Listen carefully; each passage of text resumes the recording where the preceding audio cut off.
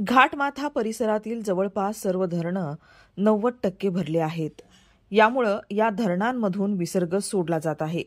हा विसर्ग उजनी धरणात येऊन मिसळत आहे।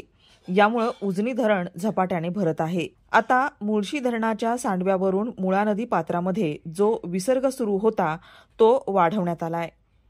मुळशीचा विसर्ग 13,711 क्युसेक वरून वाढवून 15,264 क्युसेक करण्यात आला आहे।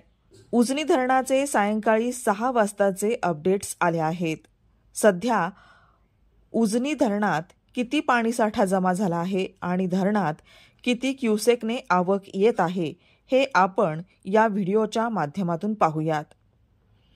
आज सायंकाळी 6 वाजता आलेल्या अपडेटनुसार उजनी धरणामध्ये 24,788 क्युसेकने पाणी जमा होत आहे। आज सकाळी 6 वाजताच्या तुलनेत आवकमध्ये घट झाली आहे। आज सकाळी 9 वाजताच्या अपडेटनुसार उजनी धरणात 29,437 क्युसेकने पाणी जमा होत होतं।